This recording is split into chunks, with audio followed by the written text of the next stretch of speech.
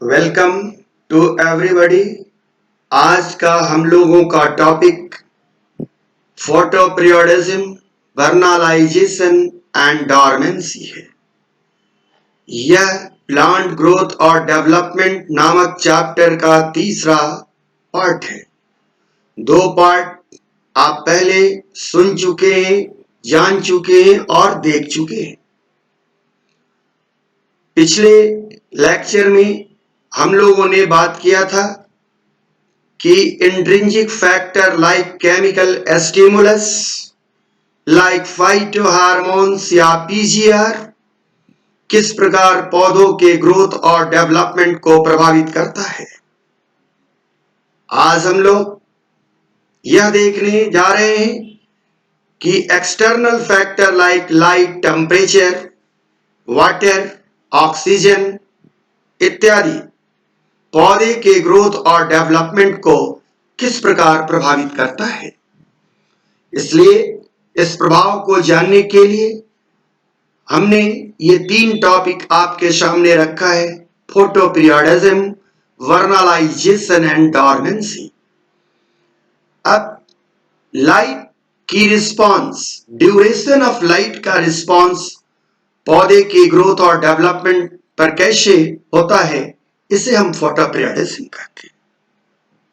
Temperature के response को vernalisation और सम अदर फैक्टर के रिस्पांस जो डॉर्मेंसी, उसे भी हम लोग समझेंगे। यहां आप देख रहे हैं कि मैं एक इस फिगर का माध्यम लिया है। इसमें पी आर और पी एफ आर लिखा हुआ है। पी स्टैंड फॉर फाइटोक्रोम, ये प्रोटीनियस बॉडी है, और P R P F R में कन्वर्ट करता है और P F R P R में कन्वर्ट करता है। और इसका कन्वर्सन वह केमिकल स्टिमुलस देता है जिसके द्वारा सीड जर्मिनेशन संभव है, पौधा में फ्लावरिंग का इनिशिएशन संभव है और प्लांट का ग्रोथ या शूट डेवलपमेंट संभव है। तो ये तीन मैकेनिज्म के बिंदु हैं। इन तीनों का रिलेशन इस आपके तीन टॉपिक फोटो पीरियोडिज्म, वर्नालाइजेशन और डॉर्मेंसी से है। तो अब हम लोगों ने यह बातें अपनी समझी, तो आइए कुछ फोटो पीरियोडिज्म पर हम लोग बात करते हैं। फोटो पीरियोडिज्म अभी हमने समझाया था कि लाइट के पीरियड का प्रभाव, क्योंकि पौधे के लाइफ को प्रायः आप दो भागों में बांटते हैं। पहला को आप कहते हैं जुवेनाइल फेज या वेजिटेटिव फेज, और दूसरे को कहते हैं रिप्रोडक्टिव फेज। तो वेजिटेटिव फेज या जुवेनाइल फेज से पौधा किस प्रकार रिप्रोडक्टिव फेज में जाता है, कौन सा इंडक्शन होता है केमिकल स्टिमुलस का, कौन सा एक्सटर्नल स्टिमुलस का प्रभाव पड़ता है, यह बात हम जानेंगे। तो जुवेनाइल पीरियड से, जुवेनाइल फेज से पौधे किस प्रकार रिप्रोडक्टिव फेज में जाते हैं, यानी किस प्रकार फ्लावर का इनिशिएशन होता है और उसमें period of light, duration of light का क्या प्रभाव पड़ता है, यह बात फोटो पीरियोडिज्म में हम लोग जानते हैं। आइए, कहता है कि it is the first discovered by W. Garner and H. A. एलार्ड इन 1920। यानी फोटो पीरियोडिज्म के डिस्कवरी गार्नर और एलार्ड के द्वारा हुई। They observe that tobacco mutant, उस म्यूटेंट टोबैको का नाम Maryland mammoth, flowered at different time at different place. उन लोगों ने पाया कि टोबैको की एक प्रजाति जो अलग अलग जगहों पर अलग अलग समय में फ्लावरिंग करती है। After controlling other factor like nutrition, temperature etcetera, they reported that it was the length of the day which affect the flowering. उन लोगों ने इस बात को समझा कि न्यूट्रिएंट्स और सारे फैक्टर्स के अलावे इनके अलग अलग समय में फ्लावरिंग अलग अलग जगह में होने का मुख्य कारण है उस स्थान पर लाइट का ड्यूरेशन। समझ रहे हैं लाइट का ड्यूरेशन? आप जानते हैं, आपके यहां भी, इंडिया के अंदर, आप भी जिस प्रोविंस में रहते हैं, जाड़े के दिन में सुबह जल्दी सूरज नहीं उगता, लेट से उगता है, जल्दी शाम हो जाती है। गर्मी के दिन में बहुत सुबह सूर्योदय होता है, बहुत लेट से शाम होता है। तो लाइट की ड्यूरेशन, कितना देर पृथ्वी पर सूर्य का प्रकाश रहता है, ये लाइट पीरियड, फोटो पीरियड। और इस फोटो पीरियड का प्रभाव फ्लावरिंग पर कैसे पड़ता है, पौधे के ग्रोथ और डेवलपमेंट पर कैसे पड़ता है, इसे हम कहते हैं photo periodism. They gave the term photoperiod to favorable day length for each plant. इसके बाद अगर हिस्टोरिकल बैकग्राउंड जाने की और कौन कौन लोग गार्नर और एलार्ड से पहले काम किए थे या बाद में किए थे, तो उन्हें देखिए। Julien Tournois in 1910 the first found about long day in flowering. उन्होंने सबसे पहले नोटिस किया कि पौधे लॉन्ग डे में फ्लावर करते हैं। सब पौधे नहीं करते हैं लॉन्ग डे में, लेकिन लॉन्ग डे फ्लावरिंग को नोटिस किया। George Klebs 1918 observe the function of long day in flowering. Garner Allard के बारे में जानते हैं कि found photoperiod, relative duration of the light and dark toward control flowering of the certain crops. तो certain crops में कौन सा क्रॉप्स? मैरीलैंड मैमथ या tobacco, flowering once exposed to short light period, SDP. SDP का मतलब क्या होता है? Short day plant. Hence it has been concluded that the relative length of the day is the period factor in the flowering of the plants. ये सबसे पहले conclusion Garner और एलार्ड के द्वारा आया। Hammer and बोनर 1938 dark time has more function in determining the reaction of photo period.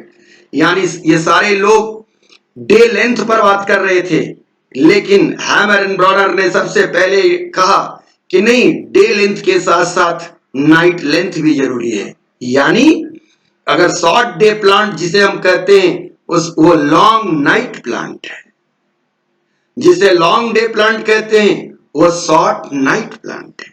यानी हम darkness period को ओवरलुक नहीं कर सकते फोटो पीरियड को समझने के लिए, फोटो पीरियडिज्म को समझने के लिए। अब आप कहता है कि क्या है photoperiodism? Photoperiodism is the sum total of plant physiological response to the duration of light received day length. यानी डे कि photoperiodism is the sum total of the plant physiological response to the duration of light receive, example day length के, day length के ऊपर। और photoperiodism is different from phototropism. Phototropism दूसरी बात है और फोटो पीरियडिज्म दूसरी बात है। Phototropism is the differential growth of the plant in response to the light stimuli. For example, shoot bent toward the light, while the root bent away from it. Phototropism has no correlation with the duration of the light. अब phototropism कैसे होता है, induce होता है oxygen के द्वारा, यह बात आप लोग अच्छी तरह से जानते हैं। In photoperiodism, flowering and other development process are regulated in response to the photoperiod or day length. The plant, in order to flower require a certain day length, the relative length of day and night, which is called photoperiod. तो इस photoperiod के आधार पर पौधे अलग अलग तरह के हो सकते हैं। जो शॉर्ट फोटो पीरियड को एवेल करे फ्लावरिंग के लिए उसका नाम शॉर्ट डे प्लांट, जो लॉन्ग फोटो पीरियड या लॉन्ग डे लेंथ को एवेल करे लॉन्ग डे प्लांट, और जिसके ऊपर इस फोटो पीरियड का कोई प्रभाव नहीं पड़े day neutral plant. The response of plant to the photoperiod express in the form of flowering is called photoperiodism. तो अभी हमने आपसे चर्चा किया था कि कितने तरह के प्लांट्स, 3, शॉर्ट डे प्लांट या SDP, जिसका दूसरा नाम long night plant. Long day plant या LDP, जिसका दूसरा नाम शॉर्ट नाइट प्लांट और तीसरा डे न्यूट्रल। बातें आप समझ गए होंगे। तो फिर मैं आगे बात करता हूं कि वाकई शॉर्ट डे प्लांट है क्या। This plant require a relative short daylight period, usually take 8 to 10 hours, and continuous dark period about 14 to 16 hours. यानी 8 से 10 घंटे लाइट चाहिए, लेकिन 14 से 16 घंटा ड्यूरेशन अंधकार का चाहिए। अगर उस अंधकार में एक छोटी सी लाइट जला दीजिएगा, फ्लावरिंग नहीं होगी। ये बात ध्यान देने की है। एक फ्लैश लाइट भी अगर ब्रेक कर दिया अंधकार को तो फ्लावरिंग नहीं होगी। This plant are also known as long night plants. Example: chrysanthemum, strawberry, coffee, pineapple, etc. In short day plant, the dark period is critical and must be continuous. If this dark period is interrupted even within a brief exposure of red light, then what will be happen? Flowering is not achieved. आप देखिए इस figure के मद्देनजर हम समझा रहे बात। ये ड्यूरेशन दिखाया गया कितना, 24 आवर्स।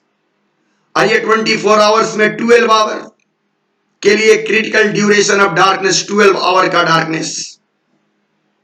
अब ये कहता है कि अगर इससे ज्यादा पीरियड, डार्कनेस की पीरियड घट गई तो नो फ्लावरिंग। लेकिन डार्कनेस की पीरियड बढ़ गई, क्रिटिकल ड्यूरेशन ऑफ डार्कनेस से भाई 14 से 16 घंटा, 12 घंटा से ज्यादा हो गया, तब जाकर के शॉर्ट डे प्लांट में फ्लावरिंग होगा। आप देखते हैं आपके यहां बसंत ऋतु है, तो बसंत ऋतु कब है? शॉर्ट डे में है, लॉन्ग नाइट है। आपके यहां की फसलें, ज्यादातर पौधे शॉर्ट डे प्लांट होते हैं, और उसे ही शायद आप लोग रबी नाम से पुकारते हैं। इसलिए आपके यहां भारतवर्ष में 2 तरह की फसलें, रबी और खरीफ। तो रबी की फसलें जितनी हैं वह शॉर्ट डे की है। अगर वही जो बात मैंने कहा था, अगर डार्क पीरियड को अगर आप फ्लैश ऑफ लाइट से ब्रेक कर दिए, देखिए नो फ्लावरिंग। तो इस प्रकार मैं समझ रहा हूं कि आपने शॉर्ट डे पौधे को समझा। Long day plant, this plant require the longer daylight period, usually 14 to 16 hours. आज जहां बैठे इस स्थिति की बात हो रही है और आगे भी, within 24 hour cycle for subsequent flowering. Also called short night plant. Example: apple, passion fruit, etc. In long day plant, the light period is critical. The prolongation of the light period stimulates flowering in long day plant. अब यहां एक बात समझिए कि अगर कोई long day पौधा है, उसको शॉर्ट डे में फ्लावरिंग करानी है, तो उसकी मैकेनिज्म है, उसके डार्क पीरियड को इंटरप्ट कर दीजिए, फट से फ्लावरिंग हो जाएगी। अमूमन आप लोगों में से बहुत सारे लोग गन्ना को देखे होंगे। गन्ना में फ्लावर अप्रैल के महीने में आता है, लेकिन वे गन्ने के पौधे जो रोड के किनारे हैं, उनमें फ्लावरिंग दिसंबर में ही हो जाती है। क्यों? क्यों? डे लेंथ पीरियड कम है उस समय, लेकिन रात को जो उस रोड से ट्रक और बस और वाहन गुजरते हैं, जो लाइट फेंकते हैं, लाइट जलाते हैं, इस प्रकार उनकी नाइट का जो डार्कनेस का जो पीरियड है वो ब्रेक हो जाता है और फ्लावरिंग हो जाती है। यह प्रैक्टिकल देखने की बात है। आए डे न्यूट्रल प्लांट्स के बारे में सोचते हैं। यही बात जो हमने पीछे समझाई, देखिए यहां कि जब day length, critical day length से ज्यादा हो गया तो देखिए फ्लावरिंग हो गई। अब यहां पर क्या है, डे लेंथ कम है, मैंने शॉर्ट डे लेंथ है, तो फ्लावरिंग नहीं हुई। लेकिन नाइट में उसको ब्रेक कर दिया गया, फ्लैश, ये समझा रहा था मैं, तो फिर फ्लावरिंग हो गई। तो ये कोई बहुत बड़ी चीज नहीं है, सामान्य बातें हैं। Day neutral plant DNP without critical day length, they can flower in any day length of the 24-hour cycle if one condition are, if other condition are satisfied. आपको बढ़िया से जान रहे हैं। आपने तो गेहूं धान की सीजन देख लिया, बैगन का सीजन देखा, सालों भर बैगन होता है। वैसे और भी फसल हैं, गुआवा, बनाना, टोमेटो, इनके ऊपर लाइट पीरियड का कोई प्रभाव नहीं पड़ता है, तो इसे हम लोग डे न्यूट्रल प्लांट्स कहते हैं। अब क्रिटिकल डे पीरियड क्या है? It is the duration of the photoperiod और the dark period that ultimately determine whether the plant has to go through vegetative growth to produce flower. मतलब कि juvenile period से, juvenile phase से induce होकर के reproductive phase में आने के लिए उस पौधे को जितना डे लेंथ की जरूरत है या डार्क पीरियड की जरूरत है, तो अलग अलग पौधों के लिए पीरियड अलग अलग होगा, तो इसको हम लोग कहते हैं क्रिटिकल डे लेंथ,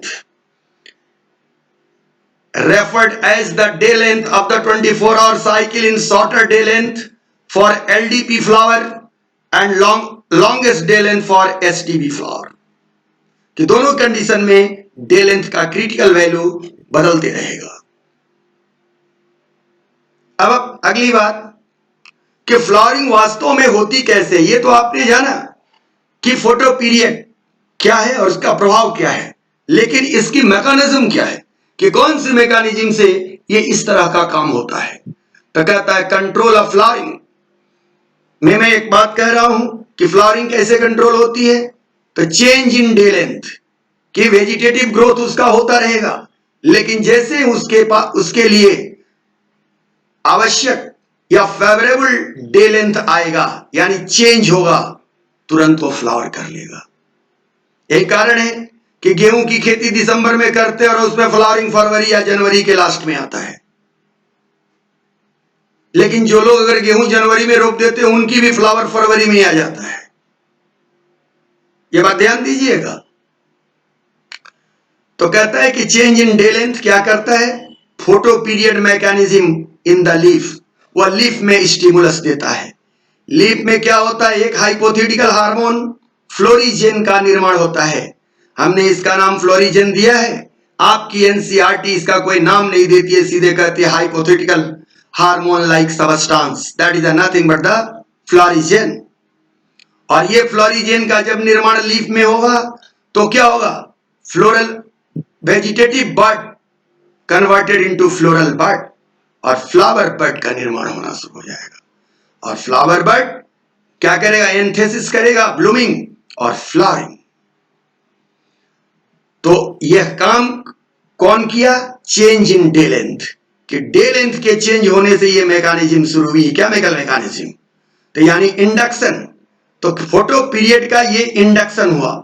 आइए देखते हैं कि फोटो पीरियोडिक इंडक्शन किसे कहते हैं। Initiation of the flowering in a plant after the exposure of light for a required period of the time. It is calculated for a 24-hour. The time of a specific exposure to the light within a day is called photoinductive cycle. जिसे आप पीछे जान करके आए कि अलग अलग पौधे, लॉन्ग डे पौधे के लिए फोटो इंडक्टिव साइकिल अलग होगी क्योंकि क्रिटिकल डे लेंथ ज्यादा चाहिए, और शॉर्ट डे प्लांट के लिए क्रिटिकल डार्क पीरियड ज्यादा चाहिए। The number of the cycle may be 1 or 2 or more depending on plant species, and together they are called photoinduction. अब ये जो इंडक्शन, फोटो इंडक्शन होता है, लीफ स्टिमुलस रिसीव करता है, तो लाइट के पीरियड को लीफ कैसे रिसीव करता है, या लीफ के अंदर कौन से ऐसे बायोमॉलिक्यूल्स हैं जो उसे रिसीव करते हैं।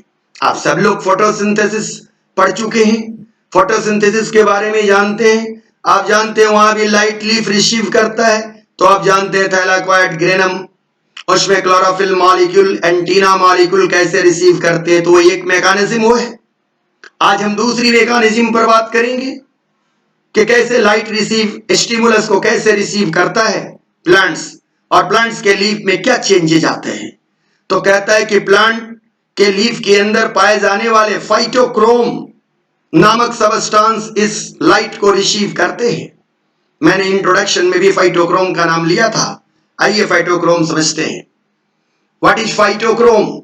It is a biological proteinaceous pigment that absorb light. It is non photosynthetic photoreceptor pigment maturely for the site of production of this stimulus. Two type, ये कितने तरह के? दो तरह के, पीआर और पीएफआर।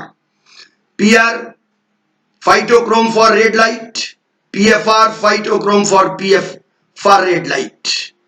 अब देखिए फाइटोक्रोम फॉर रेड लाइट, ये डे लाइट में क्या कर रहा है? कन्वर्ट कर जा रहा है किसमें? पीएफआर में।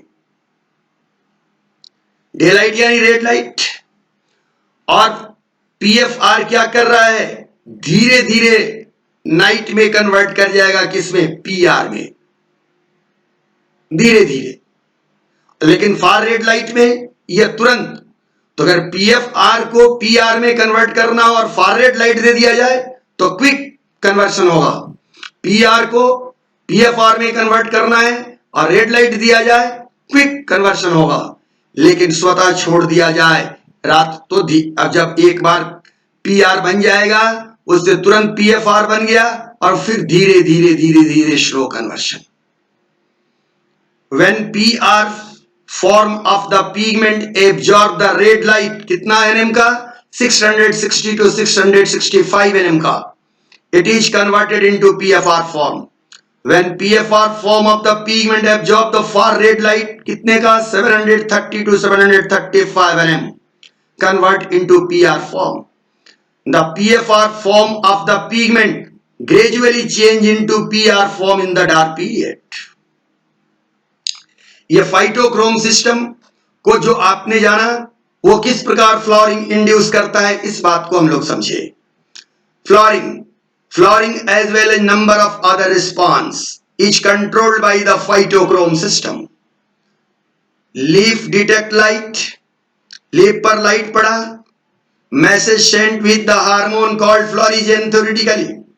तो ये लाइट से पीआर से पीएफआर बदला, और इस पीएफआर बदलने से क्या हुआ? केमिकल स्टिमुलस मिला, जिससे पत्ते में क्या हुआ? फ्लोरिजेन का निर्माण हुआ, और ये फ्लोरिजेन किसमें बदल? पौधे को इंड्यूस किया फ्लोरल बड बनाने के लिए। अब ये पत्ते में कैसे काम हो रहा है इसको देखें। Cycle of the phytochrome the leaf of the plants, long day plant, when day are the long and light are short, when day are the long and night are short, not all of the plants PFR is converted back to PR during the night. The high amount of PFR that remain trigger the flowering process in long day plant. तो PFR क्या करता है? Long day plant में flowering induce करता है। कई बार olympiad में पूछा गया है सवाल कि लॉन्ग डे प्लांट में PFR ट्रिगर करता है क्या? फ्लॉरिंग को। शॉर्ट डे में when the day are short and night are long, much of the PFR in a plant is converted back into PR. The low level of PFR trigger the flowering process in short day plant. बातें समझ में आई? High concentration of the PFR induce the flowering in long day plant, and the low level concentration या less amount of concentration of the PFR induce the short day plant flowering. तो आपने ये समझा कि phytochrome क्या है, phytochrome कहां पाए जाते हैं, फाइटोक्रोम किस प्रकार काम करते हैं, और फाइटोक्रोम किस प्रकार फ्लॉरिंग इंड्यूस करते हैं। अब ये इसकी समरी देख ले। वही बात है कि पीएफआर पीआर, अब पीएफआर किससे बन रहा है? पीआर से, रेड लाइट में। और ये क्या कर रहा है? PFR florigen activated flowering. जब पीएफआर लो हो जाएगा तो पीआर ज्यादा होगा, वो एक्टिवेट करेगा फ्लोरिजेन को और फ्लॉरिंग होगा। कहां? शॉर्ट डे प्लांट में। तो high concentration of the PFR responsible for flowering in long day plant and less concentration of the PFR responsible for flowering in short day plant. चलते चलते ये देखिए importance of photoperiodism. Annual can be grown twice और thrice in a year.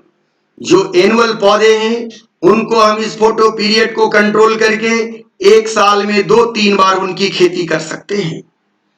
Prevention of winter dormancy and ottoman leaf fall, हम winter dormancy को भी रोक सकते हैं और ऑटमन लीफ फॉल को भी रोक सकते हैं।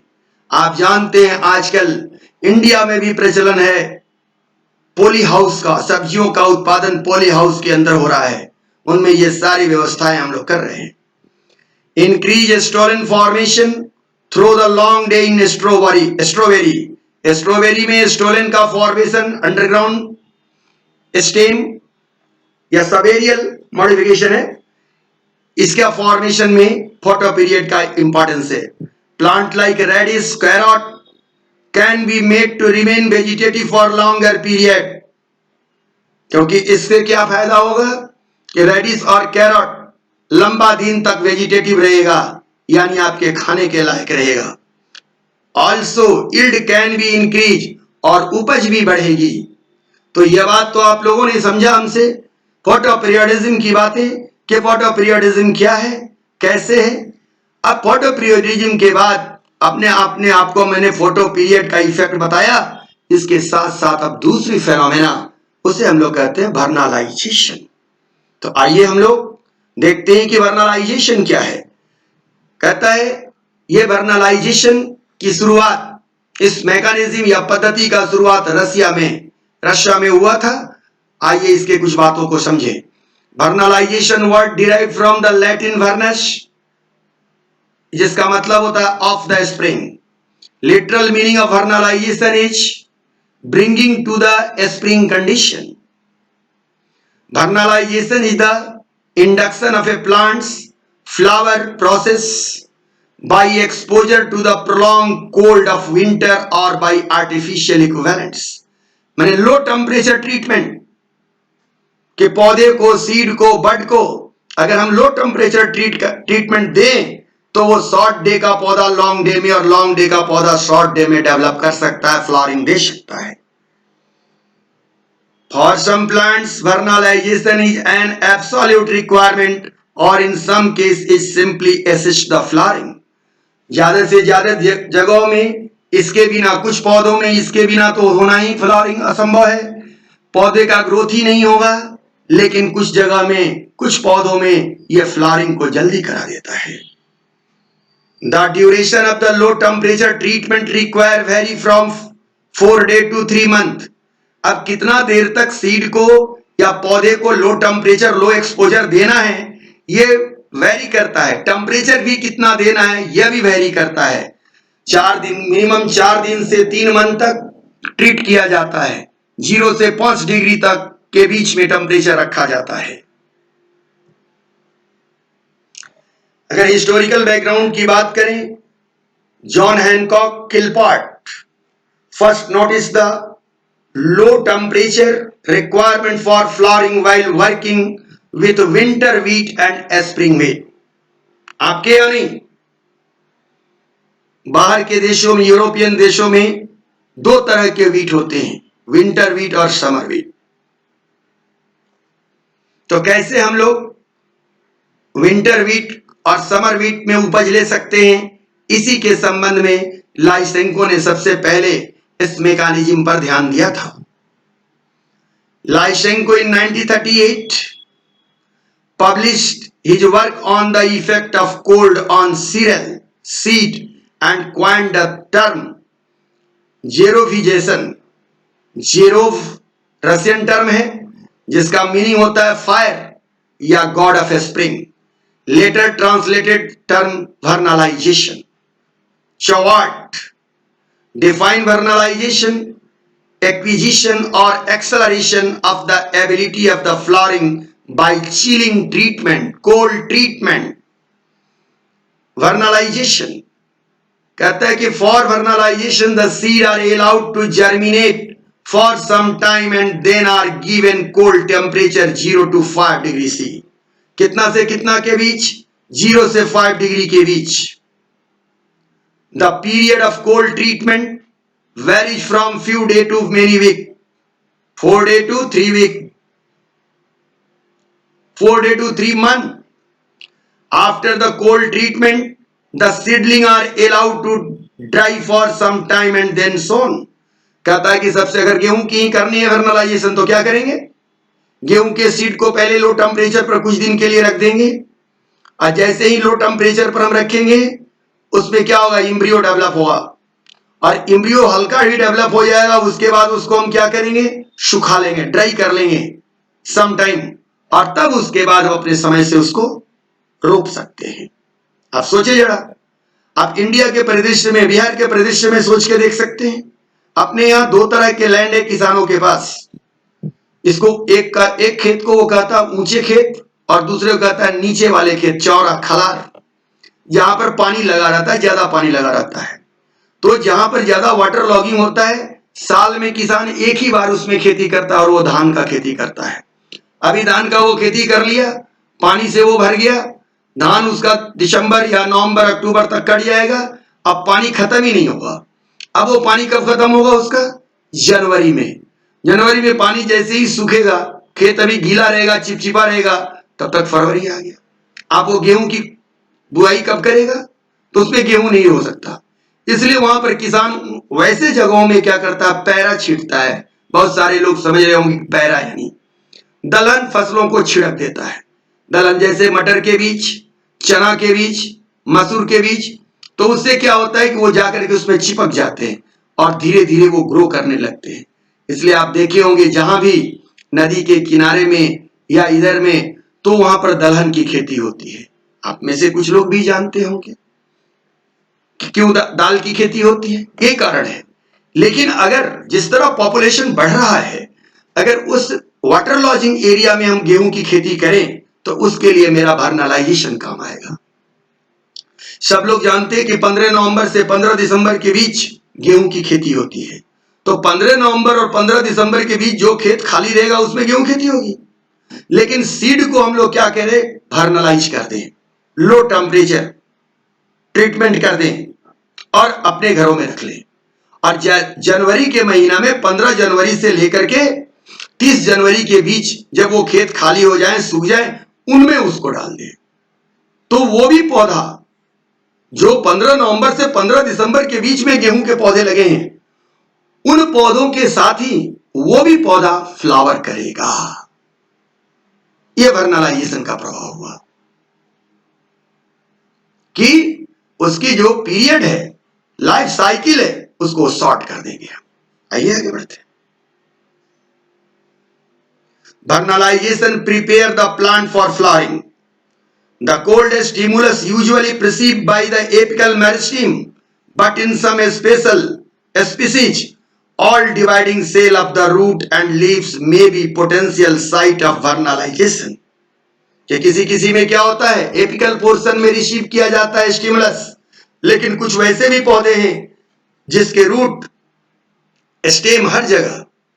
अब टेम्परेचर का इफेक्ट जो है क्या, कैसे क्या कर रहा है, इस बात को आइए, इसके लिए मैंने एक टॉपिक क्या लिया है, the effect of temperature is secondary to light. कि लाइट पहले देख लिए, लाइट काम करेगा, उसके बाद ये टेम्परेचर काम करेगा। ये नहीं कि टेम्परेचर ही फ्लावरिंग करा देगा, ये एडिशनल है। ए बाइएनुअल plants on the other hand grow only vegetatively during the first season and will not initiate flowering until it has been exposed to prolonged period of the low temperature in winter.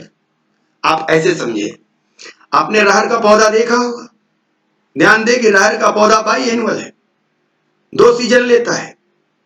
अभी रहर का पौधा जुलाई में लगाया जाएगा, अगले साल अप्रैल में प्रिपेयर होगा, तो वो धान के साथ लगा। लेकिन जिस समय धान में फ्लावरिंग हुई उस समय उसमें फ्लावर नहीं हुआ, एक साल वो वेजिटेटिव फेज में रहा। फिर अगले साल दूसरे सीजन में जिस समय सरसों का फ्लावर होगा उस समय वो फ्लावर देगा। अब इसके इतने पीरियड को हम वर्नलाइज करके कम कर सकते हैं। तो इसलिए 2 तरह के, आप अगर पूछेंगे अपने घरों में किसानों से पूछेंगे तो बताएंगे हाँ 2 तरह के रहर की प्रजाति है। एक अभी लगेगी जून जुलाई में और दूसरा लगेगा सितंबर में। तो सितंबर में भी जो लगेगा उसकी भी फ्लावरिंग अप्रैल में हो जाएगा। अभी लगेगा वो भी फ्लावरिंग होगा। तो वो वैरायटी क्यों? अब तो यहां पर है कि उसकी वैरायटी हम जेनेटिकली मॉडिफाई कर दिए हैं, लेकिन अगर हम रहर के सीड को ट्रीट करें, कोल्ड ट्रीटमेंट करें, तो होगा। अब इस बात को पढ़िए तब समझ में आएगा। ए biennial plant on the other hand grow only vegetatively during the first season and will not initiate flowering until it has been exposed to prolonged period of the low temperature of winter। कि जब तक वो जाड़ा, क्योंकि देखते हैं कि जाड़ा लंबा जाड़ा आता है, तब तक उसके बाद उसकी फ्लावरिंग होती है। The biennial like cabbage, kale, carrot, foxglove and beets are need absolute cold requirement for flowering।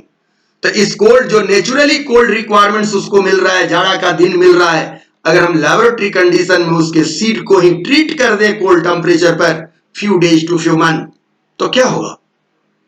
Short period हो जाएगा, किसानों को प्रोग्रेस होगा, आपकी आय बढ़ेगी।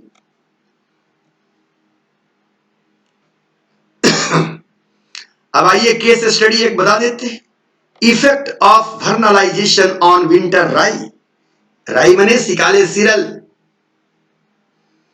कहता है कि देखिए ये सीड है, सीड जर्मिनेट किया और बिना चिलिंग छोड़ दिया गया, तो देखिए इतना छोटा होकर रह गया। राई क्या है? मैनमेड सीरियल है, लेकिन अगर 5 डिग्री टेम्परेचर पर 2 मंथ तक इसको ट्रीट करके chilled for 2 month at 5 degree, planted at ordinary temperature, और किसी भी टेम्परेचर पर इसको रोप दिया जाए, तो देखिए ग्रो कर गया। अब देखा आपने वर्नलाइजेशन का इफेक्ट। तो नट सेल में वर्नलाइजेशन क्या है? कोल्ड ट्रीटमेंट, जिसके द्वारा हम क्या कर सकते हैं? बाई एनुअल को एनुअल बना सकते हैं, और क्या कर सकते हैं? लेट वेराइटी पैदा कर सकते हैं। वाटर लॉगिंग एरिया में हम क्या करते हैं? फसलों को पैदा कर सकते हैं।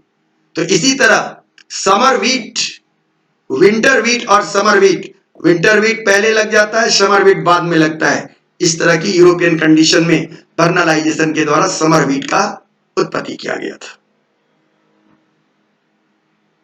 Importance of vernalization. Vernalization can help the shortening the juvenile or vegetative period of the plant and bringing about early flowering। समझ रहे हैं?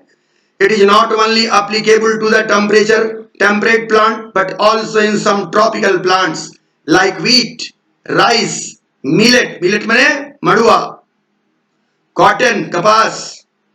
It increase yield, resist to cold and disease also। ये भी फायदा है, यील्डिंग तो ज्यादा होगी, कोल्ड के प्रति रेसिस्टेंट होगा और डिजीज के प्रति भी रेसिस्टेंट होगा। It increase yield, resistant to cold and disease. Kernel wrinkle of the triticale, वही राई का दूसरा नाम है triticale, manmade cereal, can be removed by vernalization. तो आपने वर्नलाइजेशन के इंपॉर्टेंस को भी समझा और फोटोपीरियोडिज्म को भी समझा। आप के एनसीईआरटी में अलग से एक टॉपिक जोड़ा गया है, सीड डॉर्मेंसी, या नई एनसीईआरटी लिख के आई होगी, उसमें दिया हुआ है seed dormancy. Dormancy the also included in the growth and development phenomena. तो आइए थोड़ा सा बात हम लोग सीड डॉर्मेंसी पर भी करते हैं।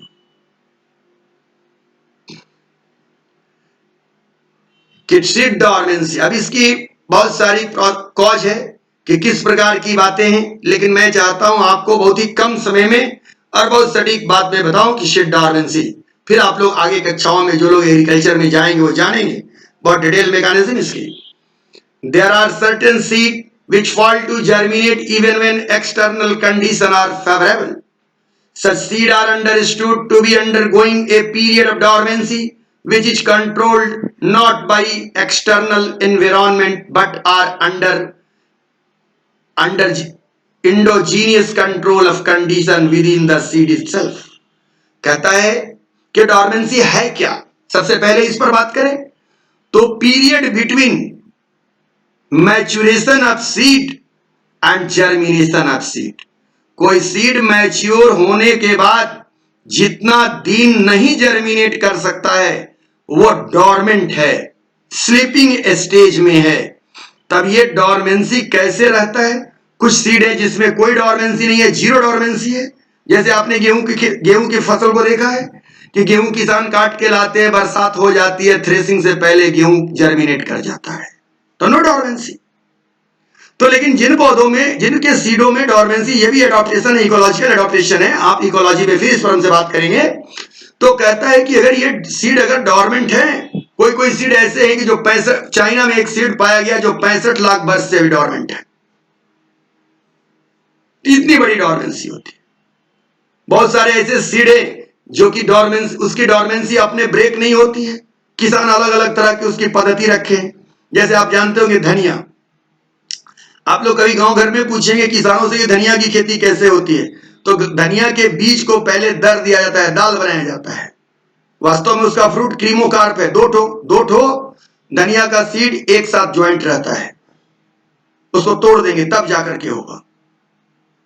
और सारे देखते हैं कद्दू वगैरह के बीज को सबसे पहले किसान पानी में शॉक करके घर में जर्मिनेट करा लेता है, भिंडी के बीज को। तो these are the various kind of process by which the break the dormancy, so many kind of the hormone is also responsible for the breaking the dormancy. लेकिन डॉर्मेंसी केवल एक्सटर्नल, मान लीजिए सीड कोड हट हो गया या fruit जो है सो उसका ब्लास्ट नहीं किया, फटा नहीं, तो ये भी डॉर्मेंसी के कारण हो सकता है, या एक्सटर्नल डॉर्मेंसी है। लेकिन कहता है कि नहीं, some chemical, some hormone which are responsible for dormancy, इस पर बात करते हैं। impermeable and hard seed coat, presence of chemical inhibitors such as abscisic acid, ABA पढ़े हैं, phenolic acid, para-ascorbic acid पूछा हुआ है ओलंपियाड में, and immature embryo are some of the reason which caused seed dormancy. यहां एक छोटी कहानी अगर बताएं, आप सब लोग जानते हैं कि हाल के ही दिनों में डोडो नाम का पक्षी एक्सटिंक्ट कर गया। तो ये डोडो जो है एक्सटिंक्ट, कहां का रहने वाला पक्षी था? तो मॉरिशस का। तो कैसे पता चला कि डोडो नहीं है? क्योंकि डोडो जंगलों में होगा, लोगों को नहीं दिख रहा था। नहीं, डोडो नाम का जो पक्षी था वो एक खास प्रकार के फ्रूट को खाता था, और जब उसके फ्रूट, उस पौधे के फ्रूट को खाता था तो उसके फ्रूट का सीड उसके पेट में जाता था, और उसके इंटेस्टाइनल एंजाइम के कोरोसिव नेचर होने की वजह से वह सीड कोट कमजोर हो जाता था। तो जब डोडो लैट्रिन करता था, उसमें वो सीड बाहर निकलता था, तब वो सीड जर्मिनेट करने के कंडीशन में रहता था। तो अगर डोडो खत्म हो गया तो उस पौधे के सीड को, फ्रूट को खाने वाले भी खत्म हो गए। तो पौधा का फ्रूट तो बना, लेकिन उसके सीड की डॉर्मेंसी नहीं टूटी, इसलिए उस पौधे की जनसंख्या घटने लगी। तो डोडो के एक्सटिंक्ट करने से, जब वो पौधा एक्सटिंक्ट करने के कगार पर आ गया, तब लोगों ने यह बात जाना। वैसे मनुष्य के भी साथ है, बहुत सारे पक्षियों के साथ है। तो डॉर्मेंसी एक बहुत बड़ी चीज है, इकोलॉजिकल इसका बहुत बड़ा इंपॉर्टेंस है। This dormancy however can be overcome through natural means and the various other man made measure, जो भी चर्चा किए। For example, the seed coat barrier in some seed can be broken by mechanical aversion. वही बोल रहे थे कि दाल की तरह दर दिया जाता है, यूजिंग नाइफ, छुरी से काटकर, सैंड पेपर से रगड़कर, और vigorous सैकिंग, हिला करके तोड़। In nature, these aberrations are caused by microbial action and passage through digestive tract of mammal. अभी कहानी सुना रहे थे बर्ड्स की, तो मैमल भी effect of inhibitory substance can be removed by subjecting the seed in chilling condition, low temperature, or by application of the certain chemical like gibberellin and nitrate. Changing the environmental condition such as light and temperature are other method to overcome the seed dormancy. My dear people, yourself also know about that. Dormancy not only seen in the case of the seed, also in the case of the leaves, stem, plants, but so many kind of the dormancy. तो आप आगे की कक्षाओं में और भी dormancy detail पढ़ेंगे। तो इस प्रकार हमने आप लोगों से बात किया कि फोटोपीरियोडिज्म क्या है, वर्नलाइजेशन क्या है और डॉर्वेंसी क्या है। और इस प्रकार मैंने पूरी प्लांट ग्रोथ एंड डेवलपमेंट पर चर्चा किया, जो ये 3 लेक्चर में पूरा हुआ। अब टेक्स्ट आपके पास है, क्वेश्चन बनाना आपका काम है और हमसे पूछना आपका काम है। नहीं तो शिथिल रहे। आप देखते देखते आपने क्या देखा कि 11th की अंतिम चैप्टर्स और वैसे भी प्लांट फिजियोलॉजी कंप्लीट। आपने पहले शुरू में देखा था, लॉकडाउन में से पहले 2 चैप्टर आपने पढ़ा था। एक का नाम था plant nutrition in plants and transport in plants. उसके बाद आपने फोटोसिंथेसिस देखा, रेस्पिरेशन देखा और प्लांट ग्रोथ एंड डेवलपमेंट देखा। मैं बार बार आपसे आग्रह कर रहा हूं कि आप यूं ही काम नहीं करें। आपको अगर शक है, आप तो ऑलरेडी क्या ये वीडियो क्या बहुत सारे शिक्षकों का ऑल ओवर इंडिया वीडियो देख रहे होंगे। आप देखें, मैटर देखें, आप अपनी वीडियो देखें। बहुत सारे बच्चों का ये भी कहना था कि सर थोड़ा पीडीएफ रहता तो और अच्छा। हम तो जानते हैं कोई पीडीएफ पढ़ेगा नहीं, लेकिन है शौक है। कुछ बच्चों का ये भी क्लेम था कि सर बोर्ड पर पढ़ाइए। भाई मेरे बोर्ड पर क्या पढ़ाऊं मैं, ये लिखूं सिट डॉर्वेंसी। जबकि जितने भी टीचर वर्ग हैं, जो लोग भी हमारे मतलब मित्र हैं, कुछ लोगों ने हमें बहुत थैंक्स किया, बच्चे भी बहुत थैंक्स किए कि नहीं सर ये मेथड बहुत अच्छा है। और मोस्ट ऑफ दी बच्चों को 99% बच्चों को, गार्जियन को ये मेथड ठीक लगा। तो भाई अब नई बात मैंने शुरू की है कि हर वीडियो के साथ उसका पीडीएफ है। वीडियो के नीचे जो टाइटल में आप देखेंगे पीडीएफ का लिंक दिया हुआ है, तो आप चाहें तो पीडीएफ भी देख सकते हैं। सब कुछ के बावजूद मैं ये चाहूंगा कि आप ज्यादा से ज्यादा मार्क्स ऑब्टेन करें। मेरा एक छोटा मैसेज है उन लोगों से जो लोग इस साल नीट देने वाले हैं, वे काफी शिथिल हो चुके हैं। भाई नीट की एग्जाम होगी और आपके लिए बहुत गोल्डन टाइम है। आप जो कहेंगे, जैसे कहेंगे वैसे करने के लिए मैं तैयार हूं, लेकिन कम से कम आप लोग रिस्पॉन्स लें। 11th के बच्चे जो 11th से 12 में जा रहे हैं वो काफी अच्छा रिस्पॉन्स दे रहे हैं। जो नए बच्चे 11th में आए हैं वो भी काफी अच्छा रिस्पॉन्स दे रहे हैं। इवन यहां तक कि कुछ बच्चों का एक बैच मैंने नया शुरू किया, वो भी अच्छा दे रहे हैं। लेकिन केवल रिस्पॉन्स मुझे नहीं मिल रहा है किनका, जो लोग नीट की तैयारी। क्योंकि भाई अगर आप नीट की तैयारी कर रहे हो थोड़ा मेरे साथ भी चलिए या हमसे कहिए कि आप कहां पर, अगर कहिए आपका टेस्ट लगा दिया जाता है, ताकि अगर हम ये जाने कि आप बेहतर कर रहे हैं या नहीं। आज इतना ही बात मैं कहूंगा। और हाँ, कुछ ही दिनों में हम अब अगली कड़ी जो देंगे वो 12 में आप लोगों ने देखा था कि सेक्सुअल रिप्रोडक्शन इन प्लांट्स में 1-2 लेक्चर बाकी है, उसको पूरा करूंगा। हाँ, कुछ बच्चे का ये कहना था कि सर हम लोगों का से आप जूलॉजी पार्ट्स का जो है उसका वीडियो क्यों नहीं बना रहा हूं। मैं यथासंभव तुरंत जूलॉजी का भी वीडियो दे रहा हूं, जिसमें क्या होगा, एनिमल किंगडम, एनिमल टिश्यू और ह्यूमन फिजियोलॉजी। Thank you.